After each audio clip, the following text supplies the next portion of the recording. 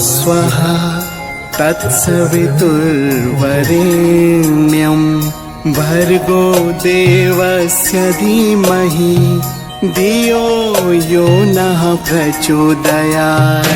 ॐ भूर्भुवः स्वः तत्सवितुर्वरेण्यं भर्गो देवस्य धीमहि धियो यो नः प्रचोदयात्।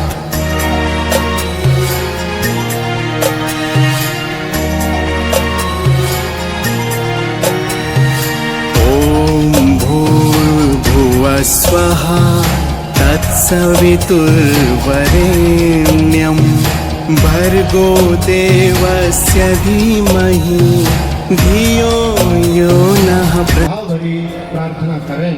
ओम सन्नो देवीर्विष्टय आपो भवन्तु पीतये नमः। आवाहयामि स्थापयामि ध्यायामि राहु आवाहनम्। ओम कयानाचित्रया भुव। माता जी गायत्री माता विराज रहे। गायत्री मंत्र को गुरु मंत्र के रूप में वर्ण कर रहे हैं, ऐसा भाव करते हुए अब एक एक अपने भाई साहब का अपने गुरुदेव के प्रतिनिधि को ताली बजती रही आपकी ताली बजती रही।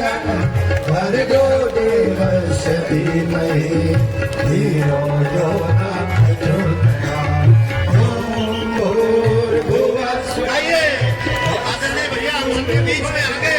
यो नः प्रचोदयात्। ओम भूर्भुवः स्वः तत्सवितुर्वरेण्यं भर्गो देवस्य धीमहि धियो यो नः प्रचोदयात्। ओम धियो यो नः प्रचोदयात्। बोले परम पूज्य गुरुदेव की जय। वंदनीय माता की जय। गायत्री माता की जय। यज्ञ भगवान की जय। ओम गुरुर्ब्रह्मा गुरुर्विष्णु गुरुर्देव महेश्वरः गुरुदेव परब्रह्म तस्मै श्री गुरवे नमः। अखण्डमण्डलाकारं व्याप्तं येन चराचरं तत्परं दर्शितं येन तस्मै श्री गुरवे नमः। तस्मै श्री गुरवे नमः। निवेदन आप बैठ जाइए। परम आदरणीय भैया को आपसे कितना प्यार है। याद है बक्सर कितनी दूर है? बक्सर लगभग 450 किलोमीटर 500 किलोमीटर। वहां से आदरणीय भैया सवेरे चल करके आपके प्रेम के कारण भागे हुए चले आ रहे हैं। निवेदन है बैठ जाए। हमारी बहनें जो फोटो खींच रही हैं बैठ जाए, बैठ जाए। अभी आपको अवसर मिलेगा। दीदी बैठिए, वो पीछे वाला देखो। हमारे ये वर्ग नंबर 1 और 4 के जो लोग हैं वो बैठ जाए। पर आए और परम सम्मानित डॉक्टर साहब का स्वागत करें। श्रीमती निर्मला सिंह जी, उनसे भी निवेदन है कि यहाँ पर आए।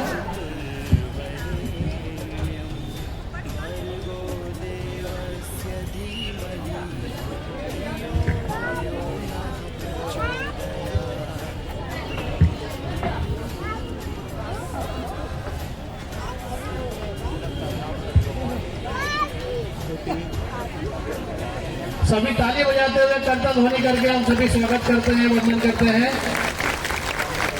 चैम्बर ऑफ कॉमर्स से केडिया जी, आदरणीय श्री कौशलेंद्र। विज्ञान का हो, गणित का हो, भौतिकी का हो, रसायन शास्त्र का हो, खगोल शास्त्र का हो या अन्य कोई भी विधा हो, ऋषि मुनियों द्वारा प्रदत्त इसी ज्ञान के आधार पर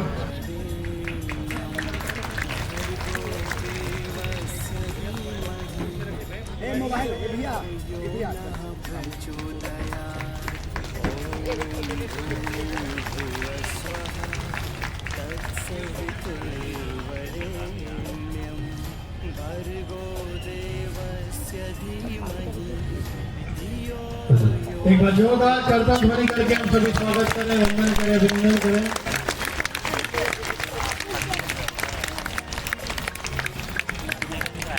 और इस शुभ अवसर पर आदरणीय डॉक्टर साहब की ओर से देव संस्कृति विश्वविद्यालय का परम पूज्य गुरुदेव का साहित्य यहाँ आदरणीय श्री केडिया जी चेंबर ऑफ कॉमर्स को प्रदान किया जा रहा है। आप सभी करतल ध्वनि करके वंदन करें, अभिनंदन करें।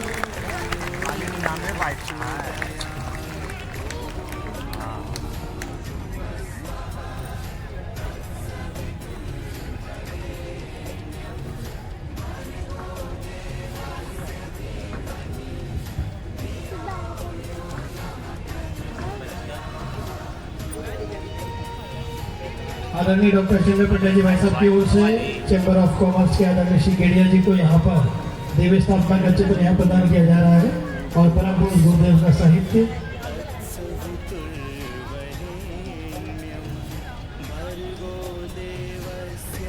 एक बार पुनः करतल ध्वनि करके हम सभी स्वागत करें, वंदन करें, अभिनंदन करें। बोले भारत माता की, भारतीय संस्कृति की, सत्य सनातन धर्म की। एक बार करतल ध्वनि करके हम सभी स्वागत करते हैं, वंदन करते हैं, अभिनंदन करते हैं। परम पूज्य गुरुदेव परम वंदनीय माता जी की दिव्य उपस्थिति को साक्षी मानते हुए माँ गायत्री के पवन मंत्र के साथ, महामंत्र के साथ मैं अपनी बात को आरंभ करना चाहता हूँ। मगध की ये पावन भूमि है।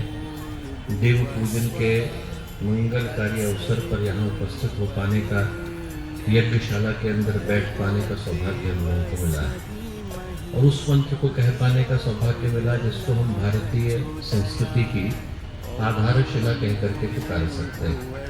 वाल्मीकि रामायण के अंदर 24,000 श्लोक आते हैं और हर 1000 श्लोक के बाद गायत्री मंत्र के एक अक्षर का संपुट महर्षि वाल्मीकि के द्वारा लगाया गया। ये वो मंत्र है जिसके विषय में भगवान कृष्ण के मुंह से निकला गायत्री छंद सामहम, मंत्रों में मैं माँ गायत्री।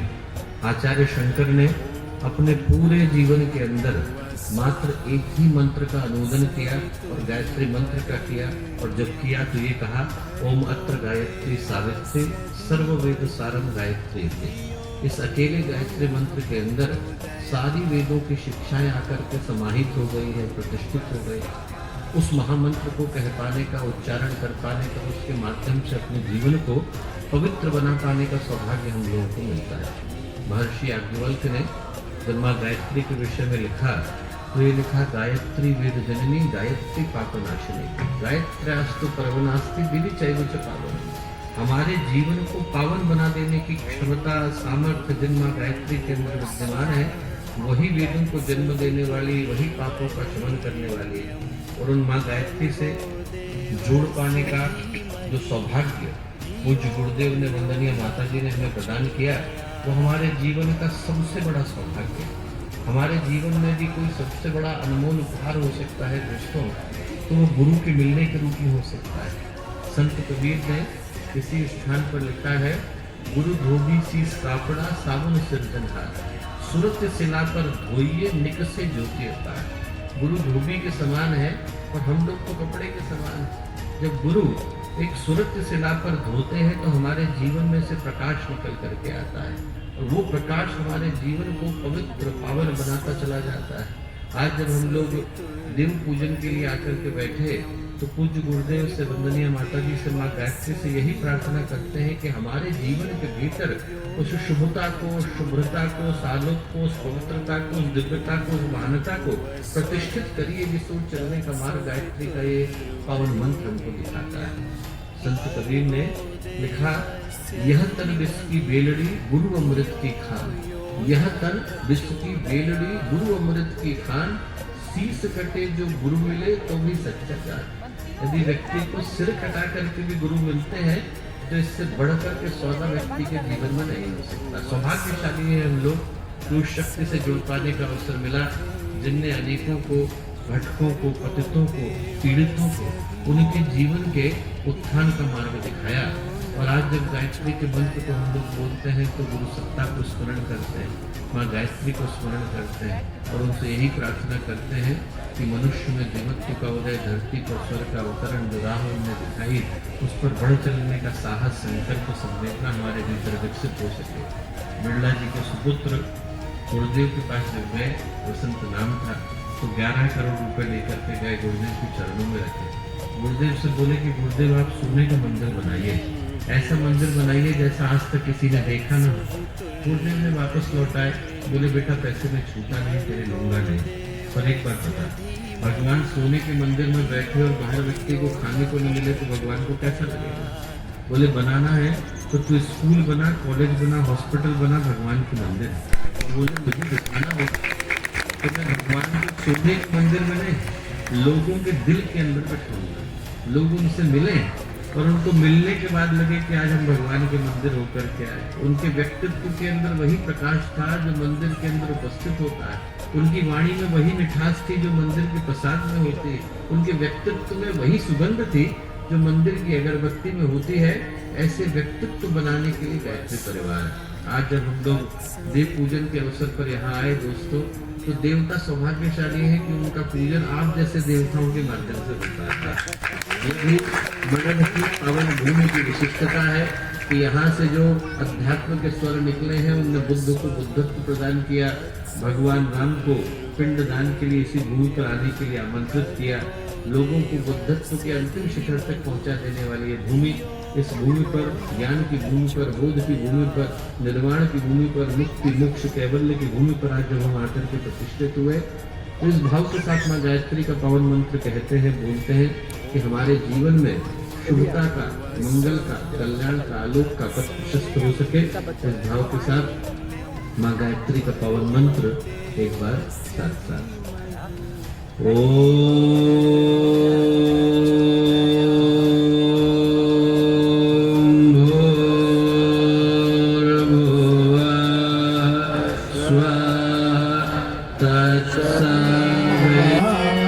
जल प्रसेचनम, अग्नि और जल का युग्म है।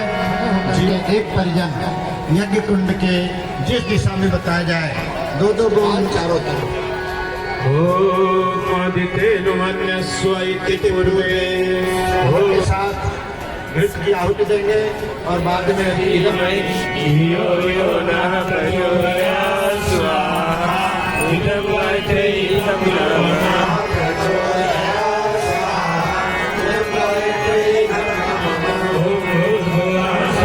ओम